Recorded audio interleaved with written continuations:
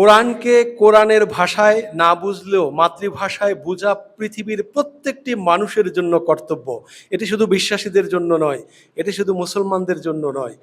মুসলমানদের যে জায়গায় বুঝতে হবে কোরআন কেন শ্রেষ্ঠ, সেটি শ্রেষ্ঠ হওয়ার কারণ হলো এখানে কাব্যিক গুণ আছে, কাব্যিক সৌন্দর্য আছে, স্থেটিক আছে, অর্থাৎ শিল্পের যত অঙ্গন আছে তার সব কিছু কোরআনের মধ্যে আছে। প্রত্যেক নবীকে মোজেজা দেয়া হয়েছে। আপনাকে কি দেয়া হয়েছে? তিনি বলেছেন, আমাকে জাওয়ামিউল কালিম দেয়া হয়েছে।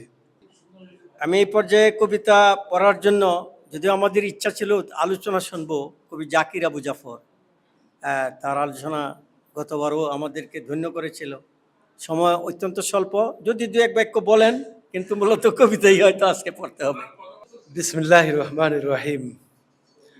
আজকের এই অসাধারণ আয়োজনের সভাপতি, বাংলা ভাষায় ফার্সি পণ্ডিত ডক্টর ইসা শাহিদি, অনুষ্ঠানের প্রধান আকর্ষণ বাংলাদেশের অন্যতম প্রধান কবি, আমাদের প্রিয় কবি আব্দুল হাই শিকদার, অতিথিবৃন্দ এবং সম্মানীয় কবিবৃন্দ। এমন একটি কবিতার জলসায় আমরা একসাথ হয়েছি। আমি ভাবছিলাম পৃথিবীতে কবিতার আসরের মধ্যে এর চেয়ে পবিত্রতম আসর আর নেই, যে আসর রাসূলকে নিবেদিত কবিতার হয়।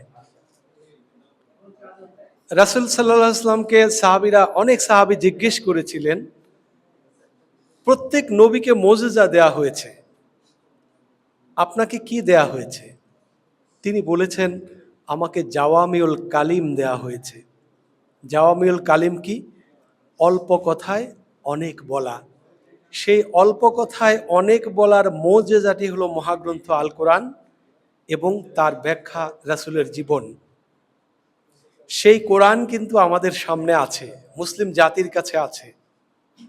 প্রিয় বন্ধুরা, কোরআনকে কোরআনের ভাষায় না বুঝলেও মাতৃভাষায় বোঝা পৃথিবীর প্রত্যেকটি মানুষের জন্য কর্তব্য। এটি শুধু বিশ্বাসীদের জন্য নয়, এটি শুধু মুসলমানদের জন্য নয়। মুসলমানদের যে জায়গায় বুঝতে হবে কোরআন কেন শ্রেষ্ঠ, সেটি শ্রেষ্ঠ হওয়ার কারণ হলো এখানে কাব্যিক গুণ আছে, কাব্যিক সৌন্দর্য আছে, স্থেটিক আছে, অর্থাৎ শিল্পের যত অঙ্গন আছে তার সব কিছু কোরআনের মধ্যে আছে। সে কারণে কোরআনকে এই কোরআনের জায়গা থেকে মুসলমানদের বুঝতে হবে, যেমন বুঝেছিলেন সাহাবীরা। প্রিয় বন্ধুরা, রাসূল সাল্লাল্লাহু আলাইহি ওয়াসাল্লামের জীবনে, প্লিজ ভাই, রাসূল সাল্লাল্লাহু আলাইহি ওয়াসাল্লামের জীবনে কবিতা যেভাবে তিনি গ্রহণ করেছেন এবং কবিদেরকে যেভাবে গ্রহণ করেছেন, এর চেয়ে সুন্দরতম পদ্ধতি পৃথিবীর কোনো রাজা, কোনো শাসক, কোনো মহাশাসক দেখাতে পারেননি। তিনি কবিতার বিষয়ে বলেছেন যে কোনো কোনো বক্তৃতায় রয়েছে জাদু, আর কোনো কোনো কবিতায় রয়েছে হেকমত, অর্থাৎ জ্ঞানের সর্বোচ্চ চূড়া। তার সঙ্গী যারা, তাদের কমপক্ষে 50 জন সাহাবী ছিলেন তখনকার সময়ের শ্রেষ্ঠ কবি। 4 খলিফার কথা আমরা জানি, 4 জনই কবি ছিলেন। আজকে একজনের কথা বলবো, তিনি ওমর রাদিয়াল্লাহু তাআলা আনহু, সবচেয়ে কঠিন মানুষটি। তার কাছে যখন বিদেশ থেকে কোনো প্রতিনিধি আসতো, তিনি তাদের খবর নিতেন, এরপরে ওই এলাকার কবিদের খবর নিতেন এবং সেই কবিদের কবিতা শুনতে চাইতেন। প্রতিনিধিরা কবিতা শোনাতেন, তিনিও কখনো কখনো পড়তেন। তিনি তখনকার সিরিয়া, বসরার যে গভর্নর ছিলেন আবু মুসা আশআরী রাদিয়াল্লাহু তাআলা আনহু, তাকে নির্দেশ দিয়েছিলেন যে তুমি তোমার এলাকার জনগণকে কবিতা শেখাও। তিনি বলেছেন, কবিতা হলো আরবের সবচেয়ে সুন্দরতম ভাষা। তিনি বলেছেন, কবিতা হলো কোনো জাতির সেই জ্ঞান যার চেয়ে শ্রেষ্ঠ জ্ঞান আর নেই। তিনি বলেছেন, কবিতা হলো মানুষের শিল্প, যা মানুষ প্রয়োগ করে সে উত্তেজিতকে প্রশমিত করে, রাগকে কমিয়ে আনে, কোনো মজলিসে জায়গা করে নেয়, কোনো মাহফিলে সে নিজের জায়গা করে নেয়। তিনি একদিন খুতবা দিচ্ছিলেন, জুমার খুতবা আমাদের সিস্টেমে নয়, তাদের ইসলামের যে সিস্টেম, সেই সিস্টেমেই তিনি দিচ্ছিলেন। তিনি কোরআনের একটি আয়াত তিলাওয়াত করলেন, সূরা নাহলের 47তম আয়াত। আও ইয়াখুযুহুম ফি তাখাব্বুফিন ওয়া ইন্না রাব্বাকুম লারাউফুর রাহিম। এই তাখাব্বুফুন শব্দটিকে তিনি বললেন সাহাবীদেরকে যে তোমাদের মধ্যে কেউ কি জানো এই শব্দটির অর্থ কি, কোত্থেকে এলো? সব সাহাবী চুপ। আবার জিজ্ঞেস করলেন, এক জায়গা থেকে একজন বৃদ্ধ দাঁড়িয়ে বললেন, এ আমিরুল মুমিনিন, তিনি হলেন একটি গোত্রের প্রধান, তিনি বললেন এটি আমাদের গোত্রের উপভাষা শব্দ। তাখাব্বুফিন শব্দের অর্থ হলো তানাক্কুসিন, অর্থাৎ অল্প অল্প করে গ্রহণ করা। ওমর রাদিয়াল্লাহু তাআলা আনহু বললেন, একজন আজানের জবাব দেন। ওমর রাদিয়াল্লাহু তাআলা আনহু বললেন যে তোমাদের মধ্যে কি এই কবিরা এই শব্দের প্রয়োগ করেছে? তিনি বললেন হ্যাঁ করেছে। তখন তিনি বললেন তোমরা তোমাদের দেওয়ানগুলোকে সংরক্ষণ করো, তাহলে তোমরা গোমরা হবে না। এই যে কবিতা সংরক্ষণ করলে গোমরা হবে না, এটা ওমর রাদিয়াল্লাহু তাআলা আনহুর বাণী। রাসূল সাল্লাল্লাহু আলাইহি সাল্লামের সামনে তারফার কবিতার দুটি লাইন আবৃত্তি করা হলো, সাতুবদিউ লাকাল ইয়াউম মা কুনতা জাহিলা।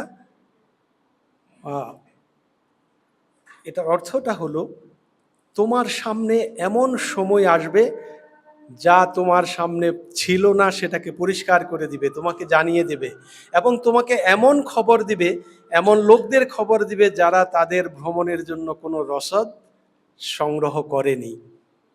তিনি বললেন এটি তো নবীদের কথা, রাসূলের বাণী হলো এটি তো নবীদের কথা। এভাবে রাসূল সাল্লাল্লাহু আলাইহি ওয়াসাল্লাম কবিদেরকে সম্মানিত করেছেন। এবং তিনি সারিদ সাকাফি এক সাহাবী, তার পেছনে ছিলেন, তিনি বললেন তুমি কি উমাইয়া ইবনে আবিস সালতের কবিতা পারো? তিনি বললেন হ্যাঁ পারি। পড়ো। তিনি পড়ছেন, পড়তে পড়তে থামলে বললেন আরো পড়ো। তিনি পড়েন, পড়তে পড়তে থামলে বললেন আরো পড়ো। সারিদ রাদিয়াল্লাহু তাআলা আনহু বলছেন আমি সেদিন 100 কবিতা পড়েছিলাম। তা আবু সালতের কবিতা কেন শুনতে চাইলেন তিনি?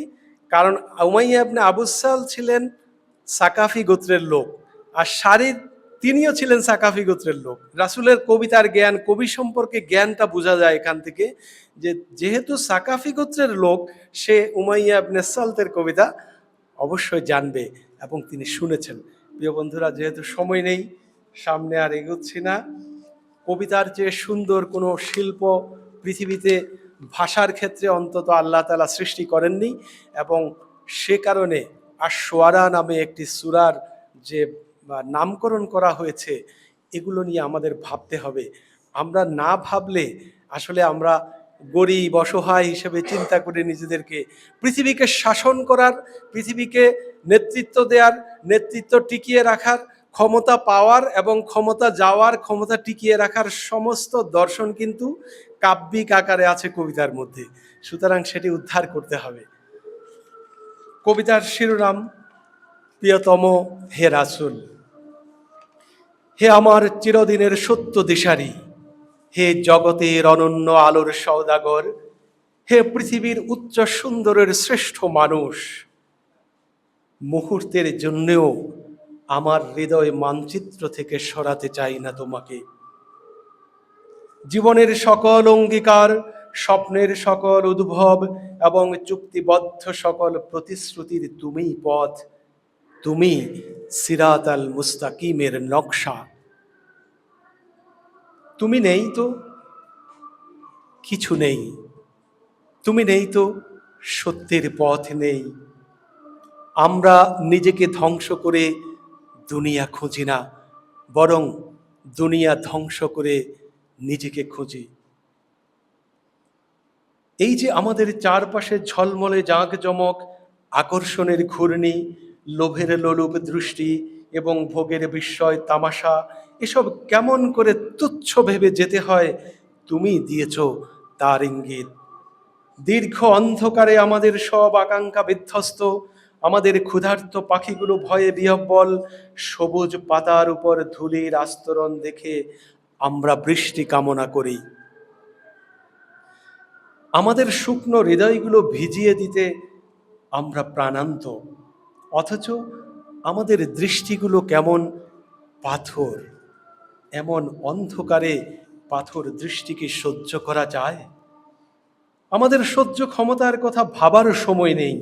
এখনই এই অন্ধকার পেরিয়ে যেতে হবে আমাদের, অথচ আমাদের সামনে এক ভয়াল পর্বত। এমন অন্ধকারে কেমন করে আমরা পরস্পরের চেহারা চিনতে পারি? কেমন করে চিনতে পারি একে অন্যের চোখ? পৃথিবী এখন স্রেফ ভোগের ভাগাড়। নিঃসঙ্গতার অঙ্গারে জ্বলতে জ্বলতে আত্মহননকে সহজ করে তুলেছে মানুষ। কাউকে খুন করে দেয়া তারও বেশি সহজ। এভাবেই নিভে যায় সত্যের ফুলগুলো, এভাবেই মানুষগুলো ক্রমাগত হয়ে উঠছে অমানুষ। না, মানুষের অন্ধত্ব আমরা মানতে পারি না, মূর্খের উল্লম্ফন মেনে নেওয়া যায় না। এসব অধ্যত্বের বিরুদ্ধে আমাদের তীব্র প্রতিবাদ। মানুষই থাকলো না যে তার পক্ষে আমাদের কোনো সমর্থন নেই।